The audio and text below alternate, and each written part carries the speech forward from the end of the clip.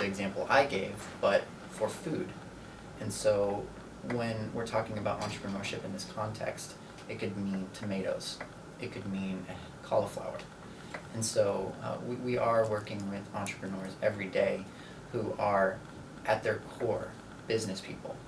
And we walk this line between knowing that they have all the resources and tools at their disposal, and also helping to mentor and provide infrastructure so that they can thrive in ways that they wouldn't otherwise be able to do. So give me an example when you say infrastructure, what that means, because that's probably some really basic stuff that we all assume here in the United States that we have. Yeah. So what kind of stuff when you say infrastructure? Yeah, so infrastructure can be really basic, like seeds. So providing asset loans in terms of seeds or farming equipment, which could be as simple as a hoe or a tractor that's purchased as a community and rented out to different farmers so that they can use it together and pay for it together. As well as, I want to make sure I'm answering your question that you had asked about what is other infrastructure. Sure. Market linkages are another thing. In Eastern Congo, there's like the area that we work in, if you were to picture an X, and then the headquarters is kind of at the center of that X. Mm-hmm. Now there's like basically 4 roads that go out from that, and they're not great roads, but there are markets all over Eastern Congo. And so what we do is we work to loan out equipment at times, so by providing access to vehicles, for Trucks. example, to get tomatoes to market so they don't rot. And so we can get them to markets where they can get a higher price for those tomatoes. And because of that, one of our partner farmers was able to provide enough income for his family as well as 10 other essentially refugee children who were displaced from the war in the area. And so he was taking care of about 16 people based off of the income that he generated just from having access to better markets and having access to things like seeds.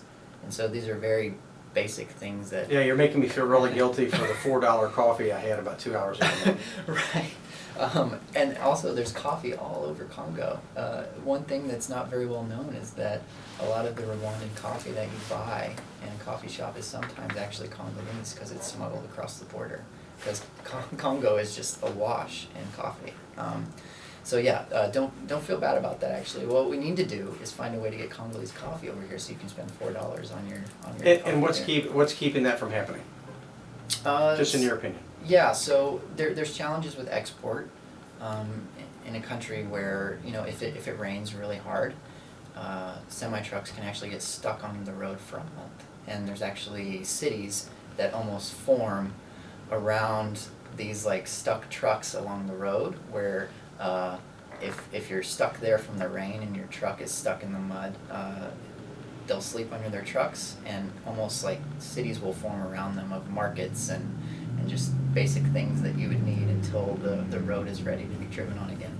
So there's a challenge there in that if it's a product that has a shelf life that's very specific, getting that out of the country in a timely way. It's not something that can't be overcome, but it's something to consider when we're talking about product export. But it is definitely done. I was actually over at Post Coffee a couple days ago, and they had a bag of coffee from North Kivu, which is the region that I was just in. So it's happening. We're working on it. So you just got back. You just had a trip. How long were you there? I was there for 16. I was traveling for 16 days total. I was in Congo for 10 or 11 days. How was that? It was incredible. How's the weather? Was it hot? Is it sticky? No, we went to Congo to cool off, man. Like on the day that it was 110 heat index here, it was probably like 75 and sunny there.